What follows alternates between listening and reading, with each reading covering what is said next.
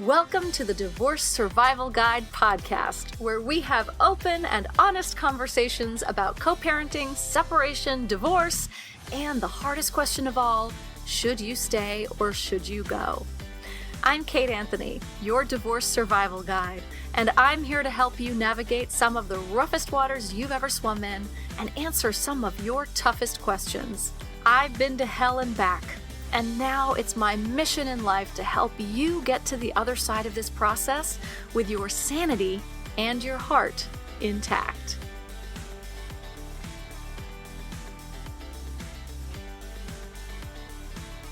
Hey everyone, welcome back. So just a quick note that I'm going to be taking a little bit of time off in July, but I am pretty much around this summer, and I usually take a little bit more time off in the summers, but because of my book and all the other stuff going on, I'm really kind of going to be here working. So if you're around and you're looking for some support, we will still be running Grit and Grace. I'm not going to be taking any breaks on that, and I'm still going to be working with my private clients. So, kateanthony.com, and you can find out all the ways I work on my my everything page. There's a in the navigation pane. There's a link that says Start Here. So it's kateanthony.com/start, I believe, but it's right there on my website, and all the ways that I'm available to for you to work with me are there, including all my online programs and everything like that. So I'm around this summer, and if you want to be around with me, let's do this. So today's episode, I have with me Dr. Carolyn Kurle. She's awesome. She's a biology professor at the University of California, San Diego. And as a scientist, Carolyn relies on logical thinking, but she also values quieting the false stories in our minds and fully integrating our feeling, intuitive selves to navigate the flow of life from a place of wholeness. And if anyone has worked with me, either privately or in any of my online programs, you know that this is so me. I am so logic and science nerdy driven, but also the first thing I believe that we have to do is really connect with our inner guide, our intuitive nature, and quiet the inner critic. Carolyn's work really balances those two aspects, and I just love it. She's worked with hundreds of outstanding students at UCSD, many of whom paradoxically struggle to find ease, which is what motivated her to write the book, The Guidance Groove: Escape Unproductive Habits, Trust Your Intuition, and Be True. Her book is an invitation to question the truth of the stories that you've been conditioned to believe so that you can more easily connect with the wisdom emanating from your intuitive guidance. Increase your personal authenticity and contentment, and make choices from love instead of ego and fear. Ugh, so amazing. I am so excited to read this book. I actually don't have it yet, but it's on its way. But I was so inspired by this conversation that I immediately wanted to read it. So here's my conversation with Carolyn Kurle. Carolyn, thank you so much for coming on and talking about your book and all things. I mean, when you and I spoke to begin with, I was so excited because you walk this parallel lines or of science and the intuitive brain, but it is science, right? And so yes. Anyway, thank you so much for coming on. I'm so excited. Oh, thank you. Thank you for having me. And I agree. I had such a fun time talking with you whenever that was a couple weeks or a month ago or whatever before we scheduled this. Yeah. So much fun. I'm looking forward to this. Yeah. Yeah. So you are a biology professor. Yes. And you wrote a book on intuition. Yes. I'm a conservation biology professor. So we study what animals eat, what they do, what habitats they use so we can better inform conservation management strategies. That's what we do. And also, I teach huge classes because it's a University of California school, big classes. And I get these students who are so beautiful and bright and amazing, and they have their whole life ahead of them, right? And they're filled with all of these conflicting challenges that they've been socialized to accept as real. And so that helped inspire me to write this book, because I want my consistent advice to these beautiful humans was, sweetheart, you need to quiet that mind, quiet the social conditioning, quiet the parental conditioning, quiet your own conditioning, and really get in touch with what makes you light up, what makes you at ease, what brings you peace. Maybe it's not med school. Maybe that's your parents talking. Maybe it's designing costumes for the theater, which I actually had a student who did that. And so that all of those beautiful students really helped me to put those thoughts into a book. And the book is The Guidance Groove, and it's giving students and people permission to combine their beautiful logical brains with all of the data we get from like the neck down. So our bodies, our intuition, all of those intangible, not really definable things that we can rely on and get data from to make our decisions. And then for our purposes today, using those tools to help navigate the questions around divorce and separation and creating peace with your former and creating a house of loveliness for the children you share with your former or soon to be former spouse. And so all of these things come together, and they sort of dovetail with biology in that when you watch animals, they're not creating a story about what they're doing in their environment. They're just doing what is instinctually the next right thing, right? They're what's the next right thing? What data are in front of me right now? I'm going to act according to those data right there, right now. No past ruminations, no future worrying. We're just going to go with what is, right? And so that's kind of the encouragement with the Guidance Groove. That's so great. Let's rely on that. Yeah. Yes. And when you talk about the groove, like what is the groove that you're referencing? I have an idea, but I came up with this way to describe it. So in the book, I describe 4 unproductive grooves. So grooves that hold us in place, that kind of prevent us from listening to our guidance or our intuition or whatever it is you call that spark of glowing knowing that's inside of you. In unproductive grooves are when we believe we are inadequate, when we believe we are obligated, when we believe that resources are scarce when really they're not, and when we believe we are unworthy. So these beliefs that generally are never true, they hold us in these unproductive grooves, these narrow, constraining valleys that are hard to escape from. And when you can recognize that you're actually stuck in one of those grooves or many multiple grooves across any aspect of your life, you can start to climb out. So the trick is to just recognize, oh, wait a minute. This is my brain telling me I'm inadequate for this task. And so I'm doing these behaviors to sort of make sure nobody finds out that I'm inadequate. But really, I might just need to learn something to become adequate. Or maybe I actually am adequate, but my parents told me so many times I wasn't good enough that I believe that. Or maybe I'm staying in my marriage because I'm obligated. I made those vows. I'm obligated to stay here till I'm dead.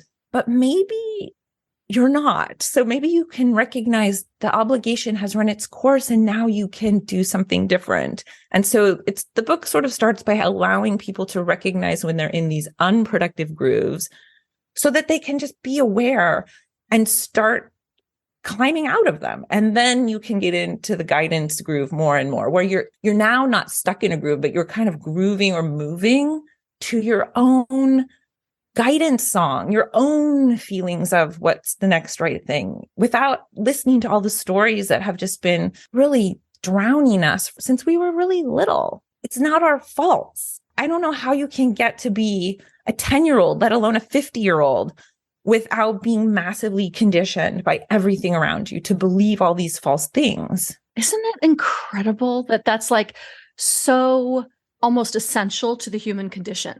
Yes. like, why is that? Isn't that awful? And it is, I love that you're talking about it as a groove, because ultimately when being the science nerd that I am, right? When we're talking about like neural pathways, right? They are grooves essentially, right? And we're stuck in these grooves of negativity. And because that is a neural pathway. So can you talk about that, since I'm the science nerd, but you're actually the scientist? We're both science nerds. I love data. I'm a huge data nerd too. So I think what you're talking about, what came up for me when you said that, it's so hard to escape this, is because of fear, right? Mm-hmm. So I think, like, if we think of fear from an evolutionary standpoint, it can be very, very helpful. If you are one of our ancestors back on the Serengeti and there's a lion nearby, you need fear to get you out of that situation. It's really important. But I think now, as humans, we have fears that aren't even real because we don't have lions chasing us.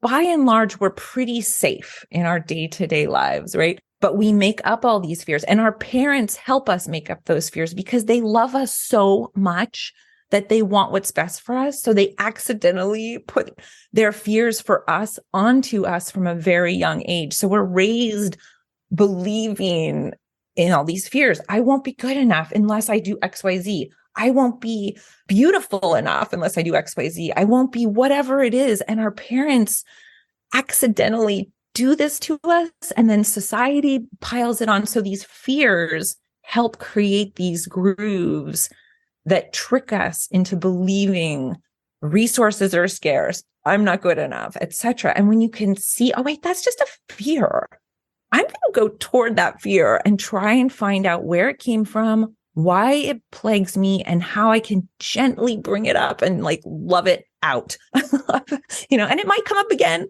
in 5 more minutes. It might come up again in 5 more weeks. It doesn't matter. You can always kind of explore, go toward. And so it's taking that evolutionary advantage of fear as a survival mechanism. And now you can look at, oh, my fear's coming up. That's my survival mechanism. That's my signal to go toward and figure out why that's constraining me. What is really holding me back? And is it actually true? Is that fear actually true? Right. Is that story true?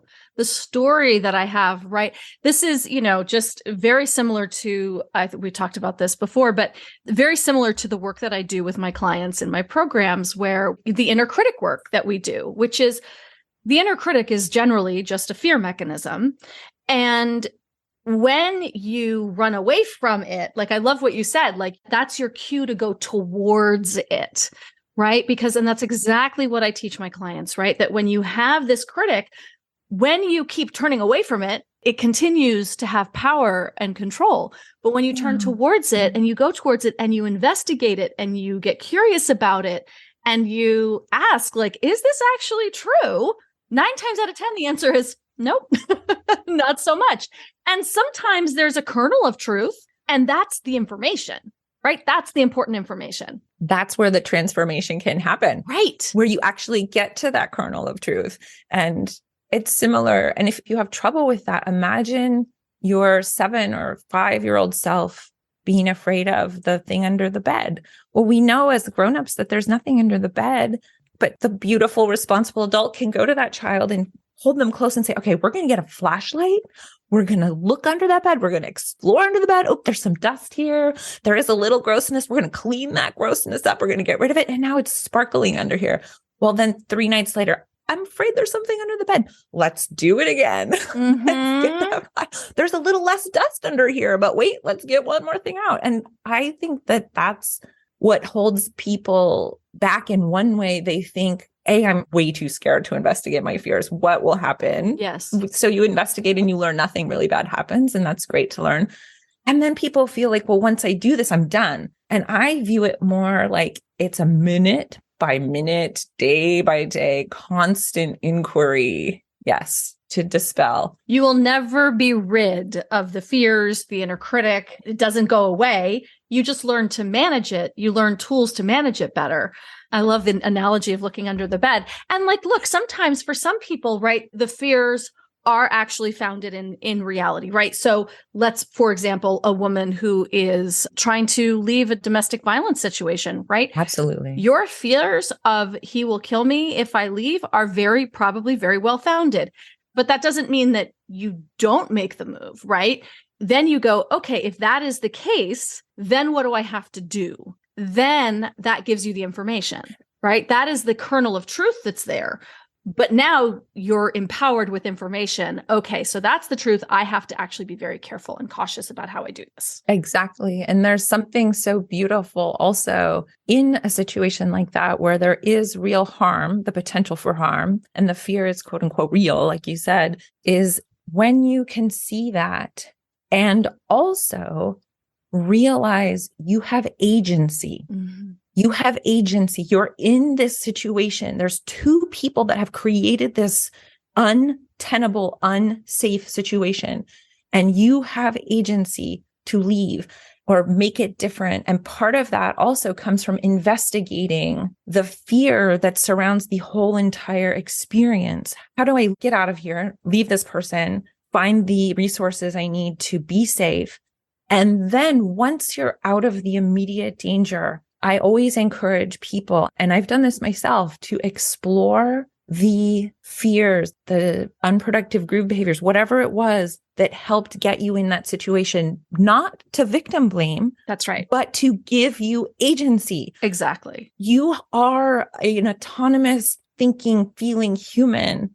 And if you can accept that you are in this situation with another person because you both came to this, there's so much power in that realization. You have this amazing agency to leave, to change, to make it better, to make different choices moving forward. That is powerful. It's amazing. Absolutely. And again, like you said, it's not victim blaming. It's not about like, well, you chose this. This is your bed. Right. It's really about, yeah, you did choose this. So what is it in your history? What is it in your relationship mapping that had you recognize this and had you see this as familiar, had you see this as somehow conflated with love? And then how do we undo that groove, get you out of that groove, right? Untangle it. Yes. And even at a smaller level. So in the book, I have lots of examples of people who trick themselves into going forward with a relationship when their intuition is screaming, no, no, no. Ooh. So this is a great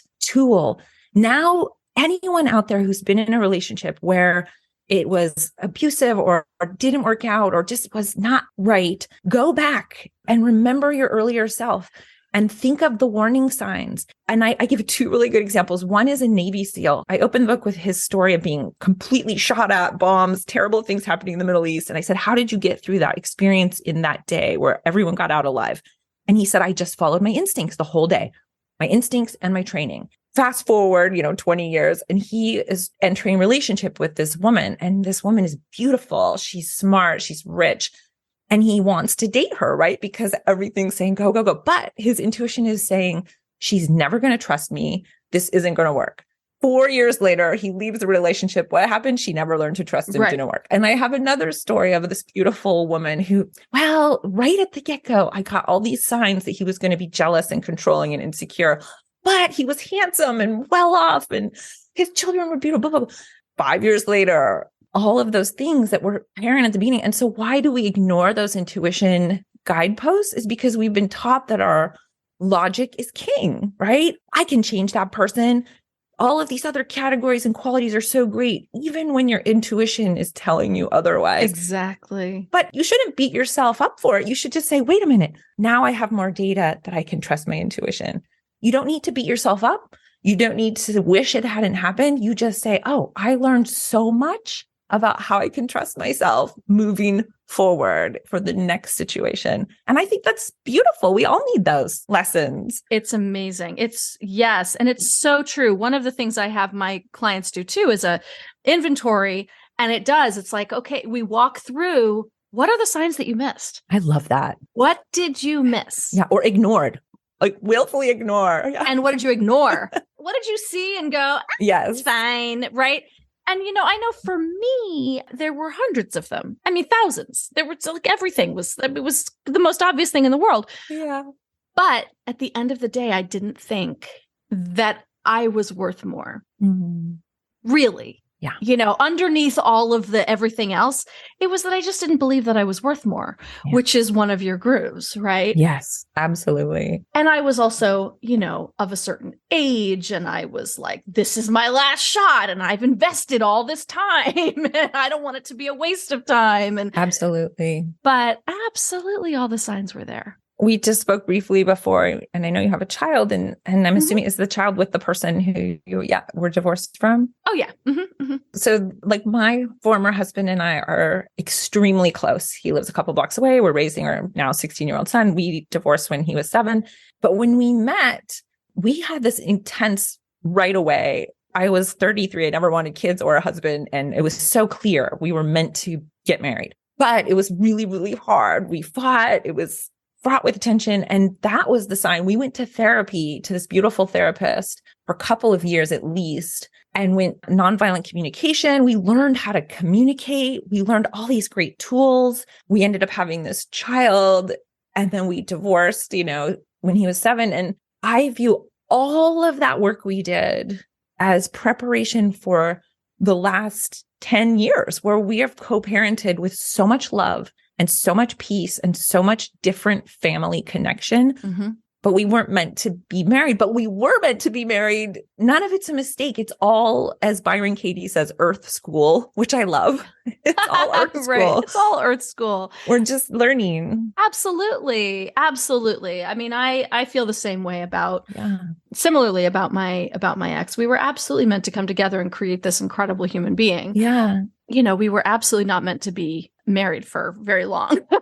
If it showed you this false belief that you're unworthy, then that's freaking worth it, right? That's right. That's why, the work that I do with women trying to decide whether to stay or go, the very first thing we do is the work on intuition, on inner critic, and building self-esteem and self-worth, which starts with self-knowledge, right? So there's that sort of process. It's not about like, he's this, he's that. Well, I feel this. And I don't like, it's not a pros and cons list. Mm-hmm. It's actually about getting yourself, your capital S self sorted and clear. Okay. I love that.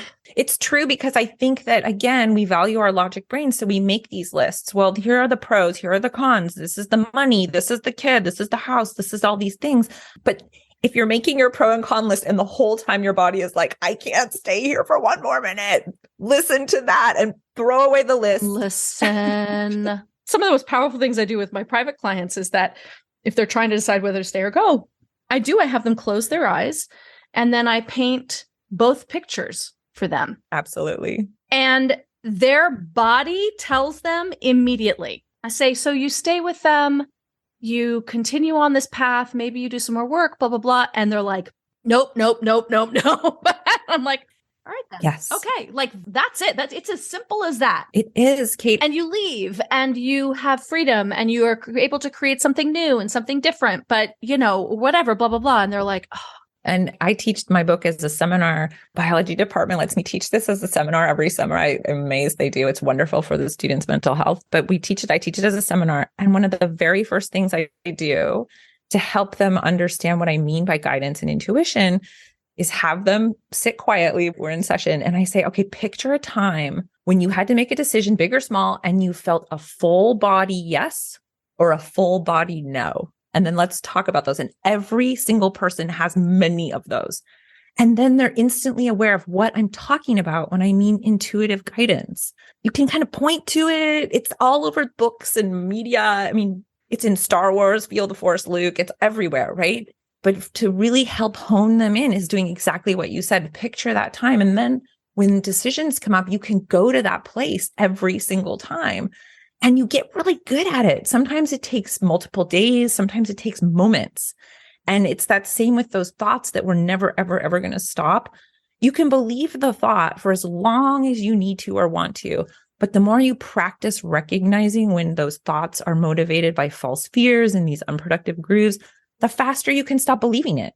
And then it comes up again, and maybe it'll take you 7 seconds to not believe it. Maybe it'll take you 7 days. It doesn't matter, but it kind of just gets quicker and quicker.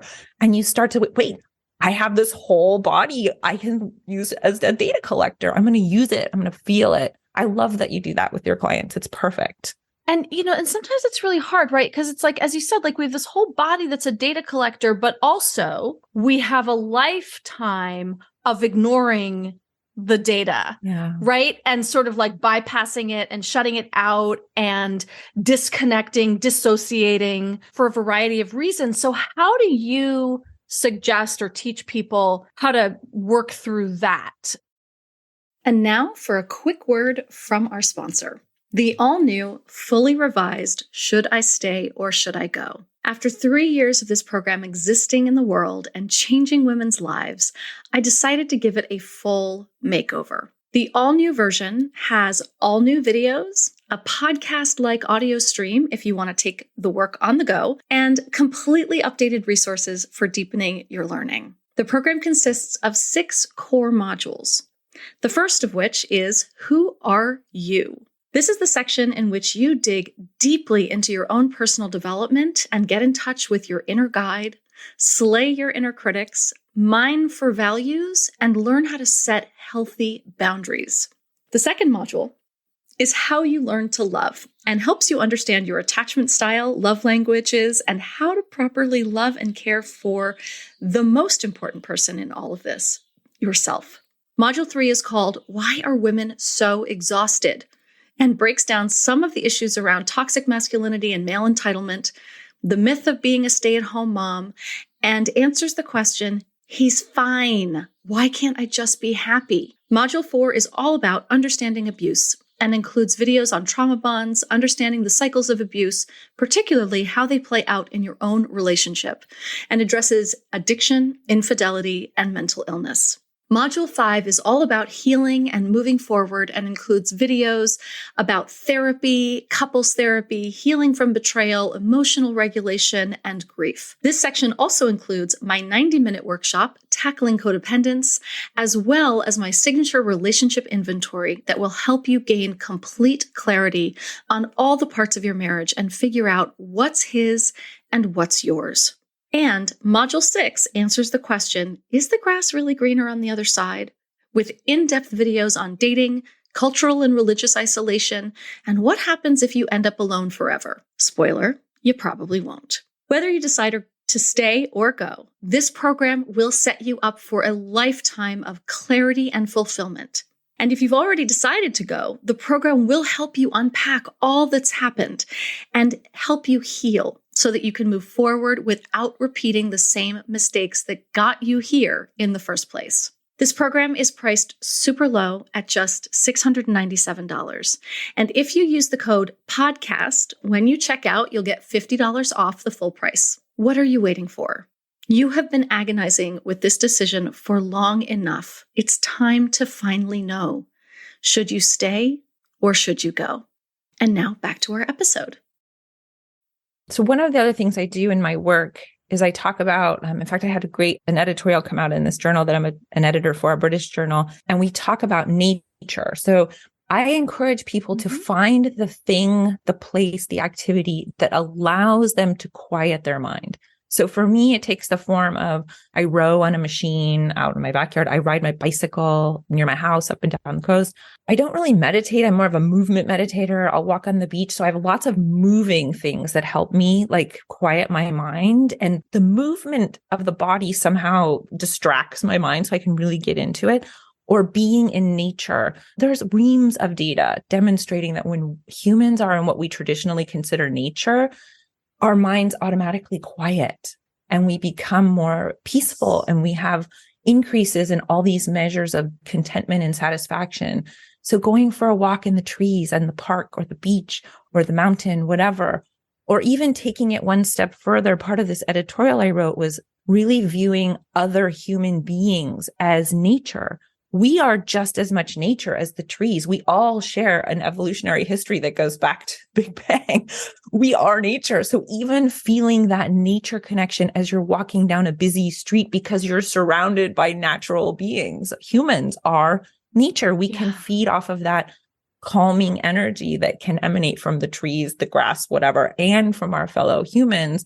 So sometimes being in nature, whether it's natural nature or even just walking down a crowded street, and viewing other humans as nature or doing exercise or meditate. Some people love to sit quietly and meditate. And that's where they can get in touch with their intuition. Some people don't need any of that. They just are going through their day, checking in constantly checking in. I think that happens with practice and awareness. But anything that you do that helps you quiet your mind and get in touch with that rest of your body, make that a priority.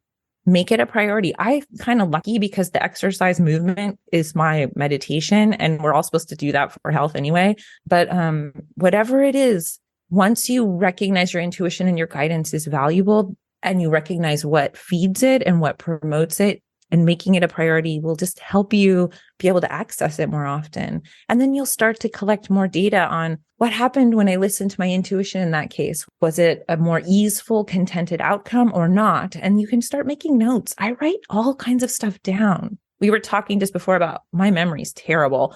I need to write this shit down so I remember. So, okay, this fear came up. What is this fear? Let me write it down so I can be more clear, and let me write it down and investigate it with words. Some people need to do that. I personally love to do that. I love it. It's like any practice. You do it a little bit, and it gets a little easier and a little easier until you're barely making decisions. You're always just checking in. Well, and I think it's, and I guess it's sort of when people are in a marriage that is not serving them, doesn't feel good, from I'm not happy, he's fine, everything's fine, but I'm not happy, to, there's abuse and like, this is not a healthy situation. There's like this sort of constant denying of what happens is, in my experience, and tell me if you feel this is true. And maybe there's some science, maybe there's some data around this, that like, you're quashing that. You're pushing it down. And it just starts to push up harder and harder. It's like when you don't listen to that inner voice, that inner guidance, your intuition, like it doesn't go away. It doesn't. Right? No. I have this analogy for this, right? We get a whisper from our intuition or the universe, whatever you want to call it. I have no idea what it really is, but you get a whisper and you ignore it. Then you get a little murmur, you ignore it. Then a shout, and then a punch in the face. And then pretty soon your face is being held in a pile of dog shit because you just aren't listening, right? Because you're not listening. And that's what life is so wonderful at giving us, right? Okay, so this doesn't feel right, but I can keep going. Okay, let's escalate it a little bit. So finally, you cannot ignore it, and you must do something because your face is covered with dog poop, right? So you've got to do something. And I love that because it's life constantly inviting us to listen to the flow of what's going on. And when we don't listen, like you said, it just builds up and builds up and builds up. Yep. And I wanted to say one more thing is I'm not telling people to ignore your logic, right? I love logic. I can't write a science paper. You're a scientist. I collect data without logic. And we have these feelings, sometimes these intuitive feelings, right? So sometimes I'll ride my bicycle and I'll have this really strong feeling. And I'm like, oh, can I trust that? I need to go back to the drawing board, maybe write down what my intuition was, and then logically explore it. Okay, if I get this feeling, like, for example, when it was time to leave my marriage, I happened to be in Australia for a science meeting. I was riding a bicycle around and I got this strong intuitive sense. You can leave your marriage now. It's okay. You can go. It was so strong. And I was like, okay, well, I've been toying with this for a while. I came home. My mom happened to be visiting right after I got home, and I talked it out with her, all of it. And that was my logic self going to a trusted other grown-up who loves me and who I love, and telling her all of the data, the logical data, the intuitive data, this part, and then kind of talking it out like you would almost do a science problem. And it's not that she gave me her permission, but she helped me work through the logical part and give honor to my intuitive guidance. Once she left, I sat down with my husband and I said, I can't be married for one more minute. And he said, should we go to therapy? And I said, I can't be married for one more minute. And then within maybe a half an hour, we sort of hammered out the basics. And then we lived together for another 5 months until I could find a place really close by. But I'm not saying to throw out your logic.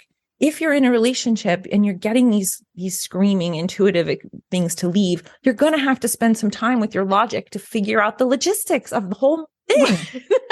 Literally, logistics, right? It's in the word. So you can't just be like, it'll work out. You have to sit down and be like, what are we going to do for the kids? How are we going to split our assets? You've got to do that practical part. And that's where your beautiful logic comes in. But you can always then go back to your intuition. Do we want to fight about this? No, that feels bad. Do I need them to agree to pay me alimony because I've been raising our children for 10 years? Yes, even though that feels scary, I've got to go toward that. There's all of these things that you can keep checking in with your intuition, and you can keep finding ways to move forward. And I know at one point, my former husband and I could feel it in the room. We could go one way or we could go the other way. And we chose the peaceful way and just set down all of the unnecessary bullshit that was ego driven or fear driven. Yes. And choose. And sometimes you have to choose that a million times. That's right. And it's really, most of the people listening to this podcast are probably going like, I'm sorry, she just told her husband and then he said, okay. And then within half an hour right? Because most people don't have that level of, collaboration or, honestly, a spouse who respects and loves them enough to be able to say, I want you to be happy. I release you. Yeah. Right? Even though I don't want this, I release you. But I have to say, we went to therapy for a long time before we were even married and into our marriage for at least 2 or 3 years. I can't even remember. And this woman made it so we both were equal. Yeah. And his needs and my needs and our needs. It was such a beautiful experience. So I always tell people, well, it wasn't magic. We did a ton of work. That's right. Oh, absolutely. And you were both willing to do it. And that's the key that is so not common. There are many, many, many instances. And I just want to talk to people who are in situations where the other person doesn't have any of this inclination, or they don't want to go to therapy. They don't want to investigate. And I want to just reassure people that you can escape any unproductive groove, any relationship, even if you are the only one who is thinking of these things. It only takes one person. Your spouse does not have to be anywhere near where you are. I just got lucky that my former husband did a ton of work on himself, and we both worked together, and he could trust me and trust the situation, that it was right. But you can still do all this work without the other person even knowing what the hell you're talking about. Yeah. Absolutely. And I say this all the time, like, you are rarely going to get agreement, understanding, cooperation when you are making a decision for the marriage that the other person doesn't like. Exactly. But that doesn't mean you don't get to make that decision. Exactly. You still get to make the decision. You still get to trust your guidance. Yeah. That's right. And what I love is what you said to your ex was, I can't be in this marriage another minute. Mm-hmm. And he said, should we go to therapy? And you said, I can't be in this relationship for another minute. I call that rinse and repeat. You don't go back into, well, we've been to therapy and da-da-da-da. You don't go into that. I said, I can't be in this marriage for another minute. Rinse and repeat, right? Yeah. That's the message that you needed to get across. Mm-hmm. And instead of going down the road, totally different road with him, you just repeated what needed to be said. Yeah. And I wasn't being mean. Not at all. And he knows that I love him. And the thing of it is he is my family. I have a beautiful relationship with a delightful man for the last 6 years. I adore him.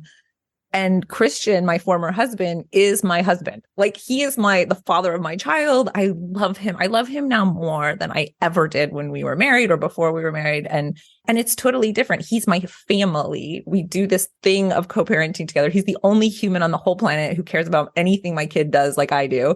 And so we have this lovely relationship, and I'm really grateful for that. And that's what I sort of encourage that for everyone to try and investigate if that can be created. And if it can't be created, then you just create it in your own experience. Let their drama, let their story be theirs, and you just be the love, and then just see what happens, see what flows, And one more thing about that. My husband has said to me many times, I'm so happy you had the chutzpah, the courage to say that, because I knew the marriage was over, but I would have kept going because obligation, whatever. Totally. And so if you're feeling that, let me tell you, the other person is too, because we're just mirrors for each other. They may not want to face it, but maybe you're doing everyone a favor by being the one to bring it out into the open. And you're doing your kids a favor. Yes, you are absolutely doing your kids a favor. And there are many men in particular who don't want to give up the relationship because it serves them, right? Marriage really serves men, and women are, and not women, so they, of course, they don't want to give it up, right? Like, why would you? That is such a great point. Why would you let that go? They might have to parent half time. They might have to clean their own house. They might have to make their own food. Oh, see, I mean, for real, right? And so, and the other thing, sort of what you said about you and your ex have come to this place, right? Yeah. And it's been a journey, I suspect. And I just always caution people, because I have a really good co-parenting relationship with my ex-husband. There are a lot of boundaries. It's very complicated. There have been more ups and downs and, but it's been 15 years.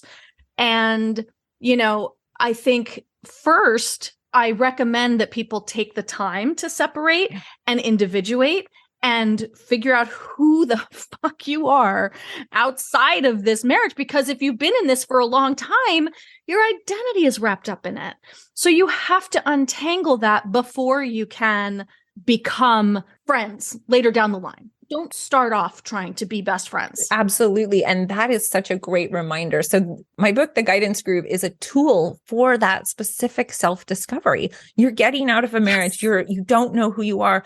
Okay, go read something like that. And my book is one of a billion of these types of things. It's the same message we hear over and over again. Quiet the mind, quiet your fears, investigate your fears, get out of your grooves, follow your intuition, etc. Find a tool like that so you can start investigating your patterns. Okay, now I've left this marriage, or I'm deciding, what are the fears that are driving my choices in life? Are they real? And once you start investigating, you can start to build that new autonomous, powerful, individuated being that is separate from this marriage or this relationship you've been in for who knows how long. And those are wonderful tools. And you can just start to emerge and rebuild with more, like I said, data, like more information on what has been tricking you for however long, and maybe tricked you into staying in the marriage for however long you did. And now you can start to let those go and discover what's the really unique spark that is trying to come out that is you, right? Yeah. I view the world as every single thing alive is this a beautiful glowing light. And that light is the same, but I get to be the light as Carolyn. You get to be it as Kate. Your kid gets to be it as him. And that's the true, unique, amazing experience of humanity on the planet. When we don't have our stories or our programming or our conditioning, we can just be that spark that's super unique and beautiful, and that brings so much goodness to the world without being encumbered by the nonsense. And that's the way we can make it better for the world too. Just be. Absolutely. And, for so many people, I think that's so, especially people who maybe are in more sort of like insular communities, whether it's, religious communities or, cultural communities, like being unique and different and standing out can feel really like subversive or dangerous, but yet not listening to that is killing you. Absolutely. Absolutely. And then you just die without ever being the fully present, beautiful spark that you were put here to be. And you miss the flow of life. You're trying to control based on the fear and the unproductive grooves and the ego nonsense. And you miss that natural flow that your instincts and your guidance are constantly whispering to you. And that's fine. We miss it all the time. It's totally fine. But then to recognize it, maybe just for 1 minute a day. Mm-hmm. Oh, wait a minute. And then maybe it's 2 minutes a day. And you can just practice and practice until it's like 20 minutes a day or maybe all day. But I love what you say about going out in nature or whatever, finding the way, whatever the way is. I know for me, it's when I walk my dog, it's like 20, 30 minutes twice a day kind of thing, right? And I don't bring my phone. Oh, perfect. Yeah. And that has been my rule for like a while. And lately I've been bringing my phone for whatever reason, like, oh, no. And I just realized, like, what am I doing? I am completely distracting myself in the time that was my connect, look at the trees, listen to the birds. I live in Los Angeles. It's not like totally nature, but there are trees. Well, yeah. And the data on the nature immersion stuff, the data demonstrates super clearly that a potted plant, exposure to a potted plant is enough. You don't need to go to the redwoods to like be immersed in nature. Just experiencing something green. And then, of course, I just encourage people to take it one step further. Your fellow humans you see every day are nature. We are nature. You can get that. So I love that. Yeah. I'm similar. When I ride my bike, I like to listen to a specific kind of music, and that sort of helps me. And then once in a while when I'm rowing, I'll listen to a podcast, and I notice like, okay, that was a learning hour of rowing versus an intuitive feeling hour of rowing. Right. Yes. It's very different. Yes. And just, when I walk my dog, I don't have anything. That's awesome. My thoughts, I'm just thinking, and I'm probably talking to myself because I do, right? And like just thinking and talking out loud and just sort of, and actually what's happening is I'm processing, and we give ourselves so few opportunities to process. Yeah. Yeah. I tell my students when they come in and they're miserable and they're pre-med or whatever, and they're getting amazing grades and they're doing well, but they're so unhappy. And I start to give them permission to do that quieting. Okay, let's really investigate why you're feeling so unhappy. And let's do like what you said, those scenarios, and see if you have more ease, as what brings you more ease. And you can't find that unless you give yourself permission to do those things like walk your dog or sit quietly in a room or do yoga or whatever it is that allows you to really feel that and give agency to all of those signals that are like, whispering and screaming at you. Yes, totally. Yeah. Oh my goodness, Carolyn, this is so great. Tell everybody where they can find you, find your book. Yeah. Learn more about you. My book is available where books are sold. Amazon's probably the easiest way to get it. And also, I'm not a big social media person, but I am on LinkedIn. Well, you just go over the guidance groove. My name is Carolyn Kurle, but it's Kurle. And so no one can ever remember how to spell it. But, and it'll be in the show notes, everybody, and the title of the podcast. So it's good. And I have theguidancegroove.com is the website where you can sign up for more information. You can contact with me. I'm very easy to find and contact. Of course, I'm a professor at UC San Diego, so I have a website there too, but that's my science days, my science work. So yeah, mostly just CarolynKurle.com, guidancegroove.com, and LinkedIn are my main outlets. Awesome. Yeah. Thank you so much. This has been such a great conversation, and I love it. Me too. I love the work that you're doing, and I love the blending of the two, the science and the. Thank you. It's so good. And I appreciate the force for good you are in the world. People who get to work with you are experiencing true goodness and a little bit of magic. And I appreciate that. So thank you for doing what you're doing for so many people who need your expertise and your help and your guidance and your encouragement. So keep going, keep doing it. So thank you very much for having me. Thank you. Oh my God, you're the best. Thank you so much, Carolyn. Thank you. Thanks for tuning in to another episode of the Divorce Survival Guide podcast. If you like what you hear, head on over to Apple Podcasts or wherever you listen in and leave me a review.